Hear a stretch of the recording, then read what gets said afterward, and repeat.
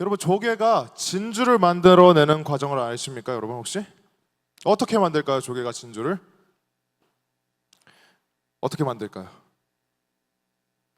조개가 이제 시간을 지나서 이렇게 진주를 품고 이렇게 진주가 만들어지는 과정이 생길까요, 여러분? 조개가 진주를 만들어내는 과정은 정말 소름 돋는 장면들이 있습니다. 어떻게 조개가 진주를 만드냐면, 조개는 진주를 만들기 위해 생애 가장 큰 고통을 겪어야 한다고 합니다.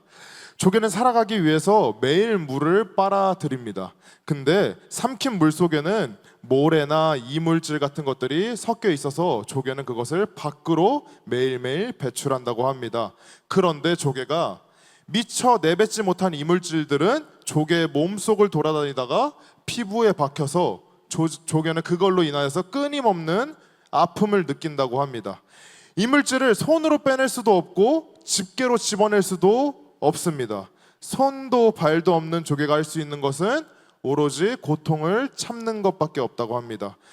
그런데 이 이물질들이 더욱 깊은 살로 파고들면은 목숨까지 위협할 수 있기 때문에 조개는 엄청난 고통을 견디면서 점액질을 분비하고 그 점액질로 이물질들을 감싼다고 합니다.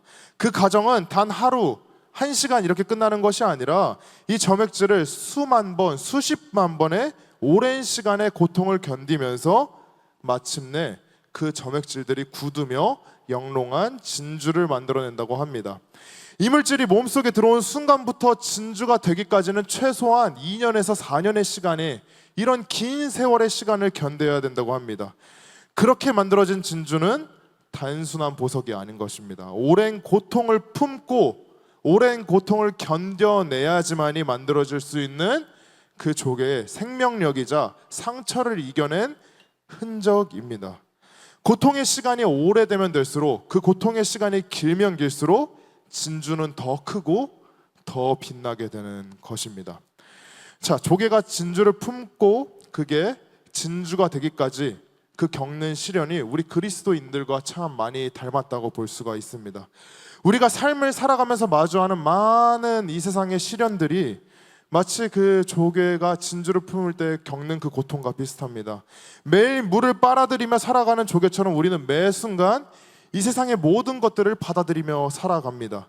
세상을 살아가면서 반짝이는 기회도 있지만 불청객 같은 고통도, 또 세상의 많은 유혹들도 우리 가운데 함께 들어옵니다. 조개는 그 고통을 외면하지 않고 그것을 감싸며 그것을 진주로 바꿔내는 힘을 기르는 것입니다. 우리 또한, 우리 그리스도인이라 함은 그 세상에 살아갈 때 그것을, 많은 유혹과 시련들을 피하고 도망가는 것이 아니라 그것을 예수의 이름으로 이겨내며 살아가는 우리가 되길 소망합니다. 그럴 때여야지만이 값비싼 진주로, 또한 최고의 값어치 있는 존재로 우리가 바뀔 수 있다는 것입니다. 가장 큰 고통은 가장 아름다운 진주로 변한다는 것입니다. 혹시나 이 세상에 너무 살기 어려워서, 이 세상이 주는 고통이 너무 커서 우리가 포기하려고 하는 순간이 생긴다면은 우리는 예수 그리스도를 더 붙잡아야 되는 것입니다. 그럴 때여야지만이 비로소 우리 가운데 더 단단하고 더 값어치 있고 더 빛나는 진주가 우리 가운데 자라나게 되는 것입니다. 우리는 세상 사람들과 달리 고통을 두려워해서는 안 됩니다. 세상의 그 시련과 어려움을 두려워해서는 안 됩니다. 그것을 받아들이고 맞서 싸워 이기며 더 빛나는 존재로 살아가야 되는 것입니다.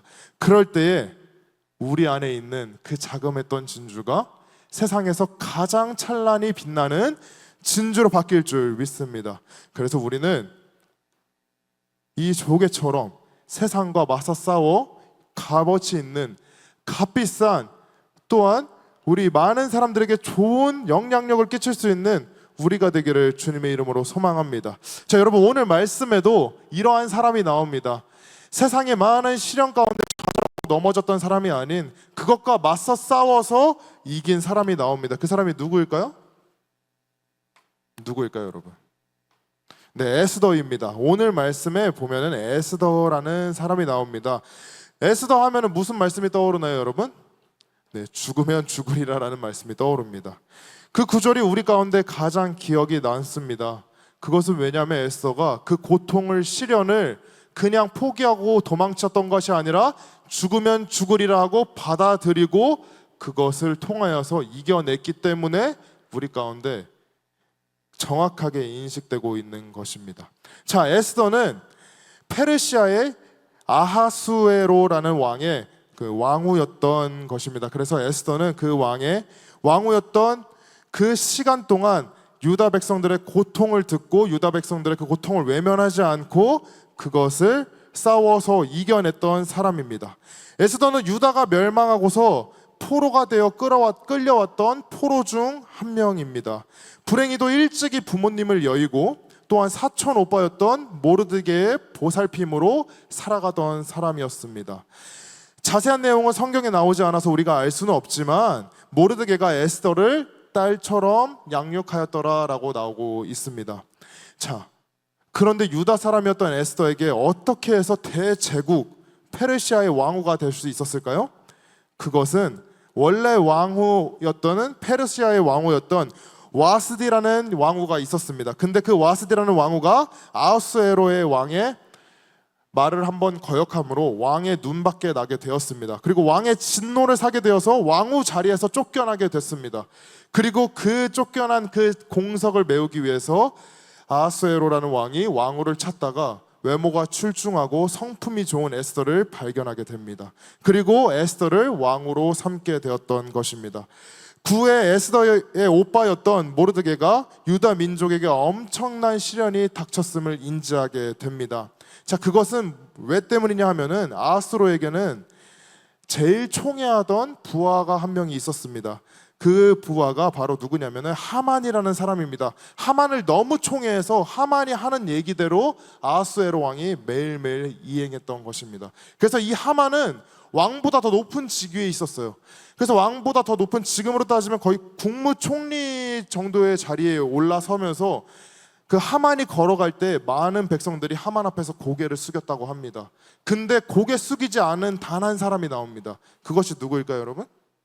네, 바로 모르드게입니다. 유다 사람이었던 모르드게만이 이 하만 앞에 고개 숙이지 않고 하만 앞에 절하지 않았습니다. 문제는 여기서부터 출발합니다. 왜 문제가 여기서부터 출발하냐면 바로 하만은 누구냐? 아각 사람이다 라고 나오고 있습니다. 여기서 아각은 아말렉 족속의 최고의 통치자 집안입니다. 자, 아말렉 족속은 또 무엇이냐? 유다 족속의 원수입니다. 그러면 그 말은 즉슨 유다 사람들의 대적되는 족속이 바로 아말렉 족속인데 이 아말렉 족속의 후예가 바로 하만이라는 사람이에요. 그럼 이 모르드게는 자기 집안의 원수인 이 사람 앞에 고개를 숙일까요, 안 숙일까요? 절대 숙이지 않습니다. 그랬더니 이 하만이 이 모르드게가 꼴배기 싫은 거예요. 이 모르드게를 어떻게 하면 죽일까 하고 고민하게 됩니다. 근데 이 하만의 오만함과 이 하만의 그 추악함이 여기서 끝나지 않고 모르드게만 죽이는 것이 아니라 이스라엘 백성들인 유다 백성들까지 다 죽여야 되겠다라는 마음까지 먹게 됩니다. 그 인간의 악함의 끝까지 가게 되는 모습을 우리가 볼 수가 있습니다. 자, 그래서 하만이 어떻게 했느냐? 모르드게만으로 성에 차지 않았던 이 하만은 유다 민족의 씨를 말려야 되겠다 생각했던 이 하만은 왕에게 나아가서 유다 사람들이 나라의 법도를 무시하고 깬다고 이야기합니다. 왕은 하만을 총애했기 때문에 하만의 말을 곧이곧대로 믿었을까요? 믿었을까요? 믿게 됩니다. 그래서 한 날을 정해서 12월 13일 하루 동안은 유다 사람 남녀노소를 막론하고 죽일 수 있도록 허락하게 됩니다. 얼마나 말도 안 되는 일인가요, 여러분? 이 허락을 듣고 모르드게는 어땠을까요? 좌절에 빠지게 됩니다. 나 때문에 나와 같은 족속이었던 유다 민족들이 다 죽게 되었구나 하면서 좌절에 빠지게 됩니다. 페르시아 전역에 있던 유다 사람들에게 그 소식이 전해지자 눈물바다가 됐다고 합니다.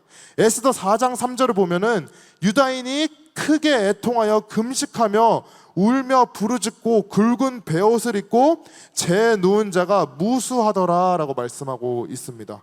울며 부르짖었다고 얘기합니다. 눈물바다가 되었다고 합니다. 특히 모르드게의 마음은 누구보다 비통했을 것입니다. 자기가 그냥 한번 하만에게, 한번 이방신에게 절했으면은 많은 유다인들이 살 수 있었을 텐데 절하지 않았던 이 자괴감이 엄청났을 것입니다. 엄청 이 절박했던 이 모르드게의 마음을 우리가 한번 생각해 볼 필요가 있습니다. 근데 이때 모르드게는 하나님께 기도하고 생각해냅니다. 바로 모르드게에게 누가 있죠? 자기의 딸처럼 여겼던 에스더가 있었습니다. 왕후가 되었던 에스더가 모르드게는 생각이 났던 것입니다. 그래서 모르드게 생각했습니다. 하나님, 에스더를 통하여서 우리의 백성을 구원해 주세요라고 기도하게 됩니다. 그리고 어떤 일이 일어나느냐? 왕후가 왕에게 나아갈 때는, 이때는 왕이 왕후를 부르기 전에는 왕후가 왕 앞에 나가면은 사형이었습니다. 왕후가 왕 앞에 허락 없이 나갔다는 것은 사형에 처할 정도로 중범죄였습니다. 이것은 절대 허용되지 않는 일이었습니다. 그래서 함부로 그러면 에스더가 왕에게 나가서 자기의 고충을 얘기할 수 있을까요? 없을까요? 절대 없습니다. 절대 그렇게 하지 못합니다. 근데 에스더에게 모르드게가 와서 얘기합니다. 이제 이스라엘 백성, 즉 유다 백성이 죽게 되었으니 너가 왕께 나아가 이 상황을 얘기해다오라고 얘기합니다. 이때 에스더는 무슨 생각을 할까요, 여러분? 내가 지금 왕께 나아가면 자기는 어떻게 되죠? 죽을 수밖에 없습니다. 자기 죽을 수밖에 없는데 내가 어떻게 왕에게 나아갈 수 있습니까? 라고 의문이 생길 수도 있습니다. 그런데 에스더는 어떻게 얘기하느냐? 바로 오늘 본문의 말씀처럼 얘기합니다. 오늘 다 함께 본문 말씀 읽어보도록 하겠습니다. 시작! 당신은 가서 수산에 있는 유다인을 다 모으고 나를 위하여 금식하되 밤낮 3일을 먹지도 말고 마시지도 마소서. 아멘. 이렇게 얘기하고 합니다. 나를 위하여서 뭐 해달라고요?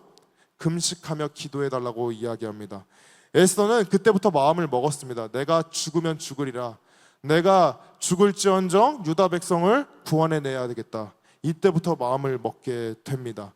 우리는 이 에스더의 모습을 정확히 바라봐야 됩니다. 자, 이 에스더는 그래서 어떤 사람이었느냐? 바로 에스더는 은혜를 아는 사람이었습니다. 일찍 부모를 여였던 에스더는 누가 길러주었다고 했죠? 모르드게의 삼촌이 길러주었습니다. 이 삼촌에 대한 그 은혜를 에스더는 알고 있었습니다. 사람은 은혜를 쉽게 잊어버리기도 합니다. 하지만 에스더는 그러지 않았습니다. 에스더는 2장 20절에 에스더는 모르드게가 명령한 대로 그 종족과 민족을 말하지 아니하니 그가 모르드게의 명령을 양육 받을 때와 같이 따름이더라 라고 말하고 있습니다. 모르드게의 그 양육을 잊지 아니하고 모르드게가 자기를 키워줌을 잊지 아니하고 그 은혜를 잊지 않고 그것을 마음에 새겼던 것입니다. 우리는 은혜를 잊는 사람이 되면 안 됩니다. 크든 작든 은혜를 입었으면 그 은혜를 기억하고 보답해야 되는 것입니다. 그것이 우리 믿는 자들이 해야 되는 것입니다.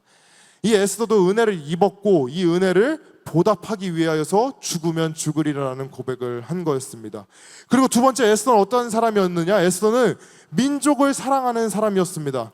에스더는 유다 사람이 전멸될 위기에 놓이자 그것을 보지만 않고 그것을 죽음을 각오하고 그 민족을 사랑으로 품었습니다.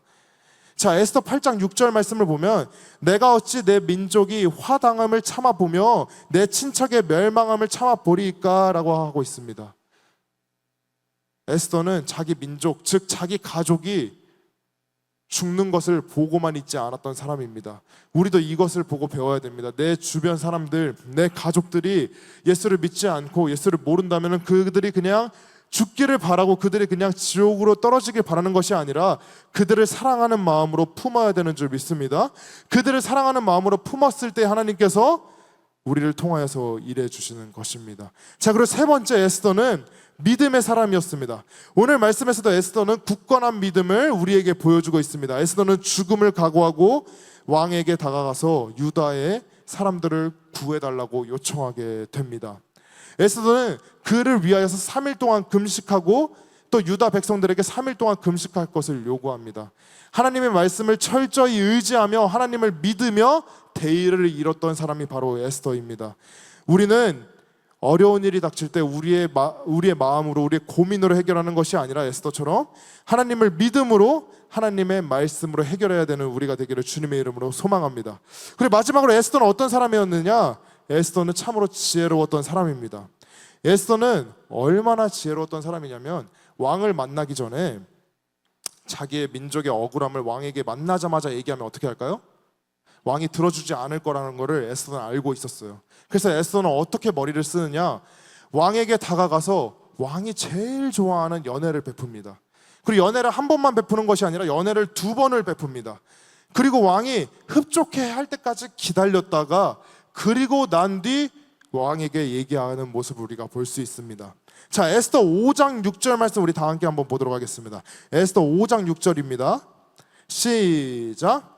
잔치에 술을 마실 때에 왕이 에스더에게 이르되 그대의 소청이 무엇이뇨 곧 허락하겠노라. 그대의 요구가 무엇이뇨 나라의 절반이라도 할지라도 시행하겠노라 하니. 자, 왕이 얼마나 흡족했으면 나라의 반이라도 에스더한테 준다고 얘기합니다.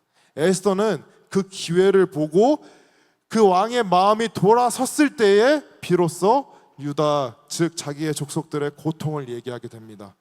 그러자 왕이 그 고통을 듣고 이스라엘 백성들을 구하게 됩니다. 여러분, 에스더는 그냥 가자마자 다짜고짜 왕에게 얘기하지 않습니다. 왕, 지금 우리 민족들이 고통받습니다. 구원해 주세요.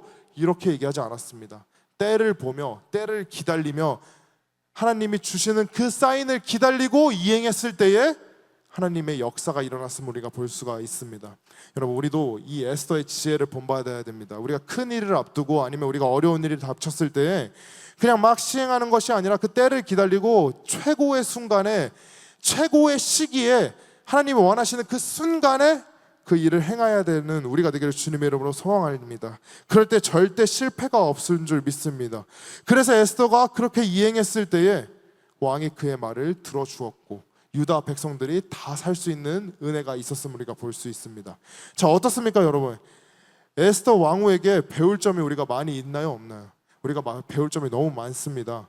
에스더처럼 은혜를 아는 사람이 되어야 되고 하나님의 은혜를 기억하는 사람이 되어야 되고 자신이 몸담고 있는 또 자신과 함께하는 가족들을 사랑하는 마음을 배워야 되고 또한 지혜롭게 일을 행해야 되는 우리가 그 지혜를 배워야 됩니다. 우리 모두 에스더의 그 모습을 배우며 우리 인생 가운데 살아갈 때에 그 지혜로운 마음으로 살아갈 수 있는 우리가 되기를 소망합니다. 그래서 매사에 주님과 동행하며 지혜로운 모습으로 살아갈 때에 우리가 이 세상의 많은 어려움과 고통들을 외면하지 않고 그것을 최고의 진주로 바꾸며 살아갈 수 있는 우리가 되기를 주님의 이름으로 소망합니다. 우리는 똑똑하지 못합니다. 우리는 현명하지 못해요. 여러분, 인간은 매 순간 그냥 우리의 이익만 보고 살아갑니다. 우리는 너무 나약한 존재예요.